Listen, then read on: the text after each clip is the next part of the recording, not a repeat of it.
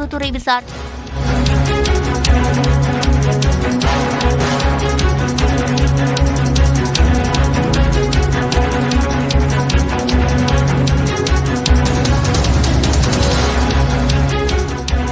பத்து வருடங்கள் நிறைவடைந்த ஆதார் அட்டைகளை புதுப்பிக்க வேண்டும் என்று ஆதார் முகமை அறிவுறுத்திய நிலையில் தற்போது அதற்கான அவகாசம் இன்றுடன் முடிவடைவதாக இருந்தது. இந்த நிலையில் அந்த கால அவகாசம் என்பது நீட்டிக்கப்பட்டிருக்கிறது.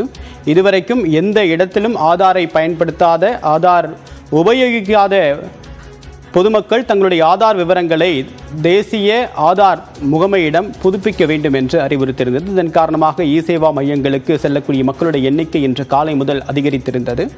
இன்றுடன் அவகாசம் நிறைவடைந்த நிலையில் அந்த கால அவகாசத்தை நீட்டித்து தற்போது அறிவிப்பு என்பது வெளியாகி இருக்கிறது. இதன் காரணமாக ஆதார் விவரங்களை புதுப்பிப்பதற்கான அவகாசம் என்பது மேலும் நீட்டிக்கப்பட்டிருக்கிறது. இ-சேவா மையங்களுக்கான டிசம்பர் 14ஆம் தேதி வரைக்கும் அதற்கான அவகாசம் என்பது வழங்கப்பட்டிருக்கிறது.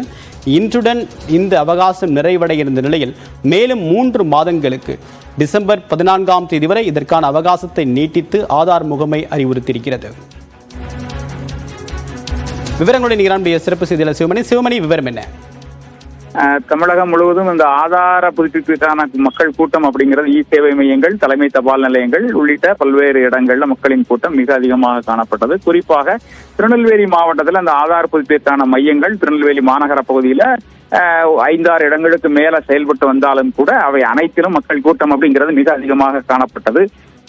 பாளையங்கோட்டை தலைமை தபால் நிலையத்தில் அதிகாலை 5 மணி முதலே முதியவர்கள், பெரியவர்கள் என ஏராளமானவர்கள் காத்திருந்து 5-6 மணி நேரம் காத்திருந்து அந்த தங்களுடைய ஆதாரை புதுப்பித்து செல்லக்கூடிய நிலை அப்படிங்கிறது காணப்பட்டது.